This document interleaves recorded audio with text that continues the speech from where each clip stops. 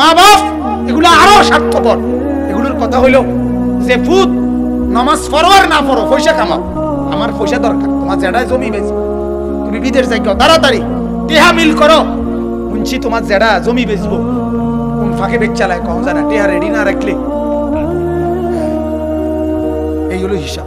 তাহলে চোখের সামনে বাপ, সন্তান বেনামাজি, বাপ জীবিত থাকতে সন্তান বেনামাজি মাসের পর মাস ঘুমায়, এটা এই বাপ কেমনে মাইনা নেয়? ওই মা কেমনে মাইনা নেয় মিয়া?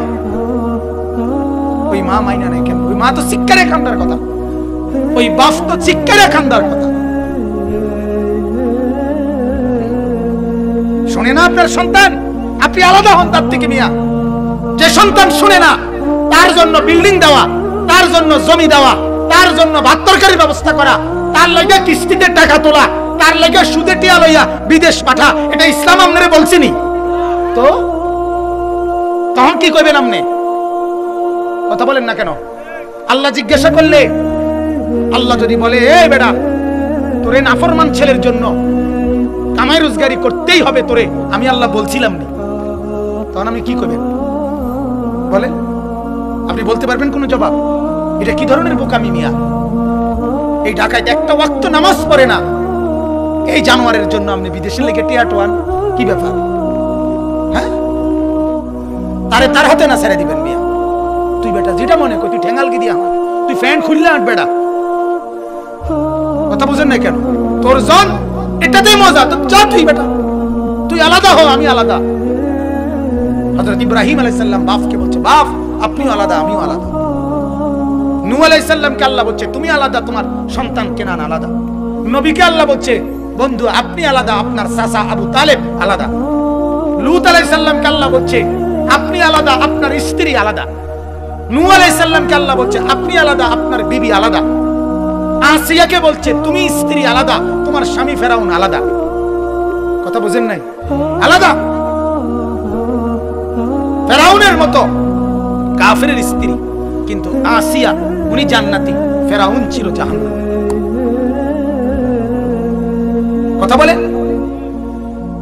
গোটা পৃথিবীতে ফেরাউনের স্ত্রীর মতো দোয়া আল্লাহর কাছে তাফসীরে আছে, ফেরাউনের স্ত্রীর মতো দোয়া গোটা পৃথিবীর ইতিহাসে কেউ করে না। আল্লাহর কাছে এমন কিছু চাইছেন, কোরআনের আয়াত। ফেরাউনের স্ত্রী আসিয়া বলছিল, আল্লাহ আমি শুধু জান্নাতে যেতে চাই না, জান্নাতে তোমার সাথে একটা ঘর চাই, তোমার লগে দিয়ে থাকতে চাই। এইটা শুধু উনিই বলছে। আল্লাহ তাআলা বলছে যাও দিলাম, জিবরাইল যাও ঘরটা আসিয়ার চোখের সামনে নিয়ে ধরো, ওটা দেখে দেখে মৃত্যুবরণ করে চলে আসুক। রব্বি বিনিলি ইনদাকা বাইতা, ইনদাকা এই শব্দটা শুধুই কেবল হযরত আসিয়া বলছে, আল্লাহ আপনার পাশে দিয়া, আপনার লগে দিয়ে থাকতেছে, আপনার সাথে দিয়া থাকতে। সুবহানাল্লাহ।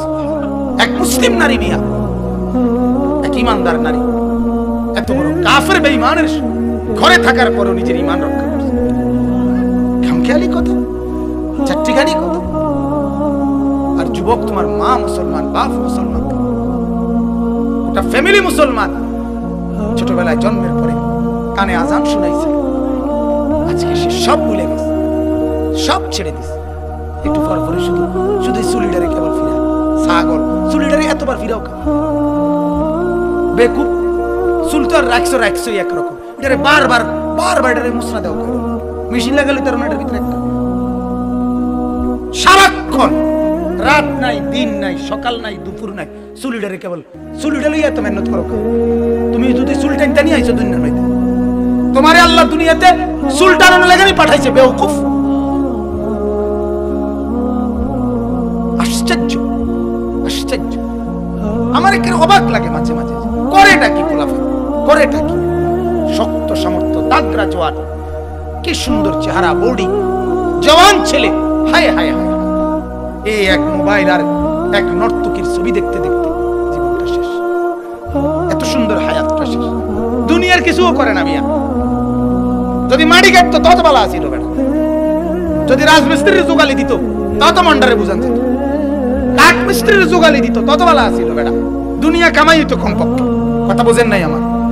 কিন্তু আখিরাতের কামাইও নাই, দুনিয়ার কামাইও নাই, এক বাবার উপরে বুঝার মতো এক বাবার উপরে ভর করে পড়ে থাকে। এই বেচারা বাপ কষ্ট করে মাথার ঘাম পায়ে ফেলাইয়া বেচারা কামাই করে, আর এই জঙ্গলি শুধু মোবাইলে টাকা ঢুকাইয়া উলঙ্গ ছবি দেখে।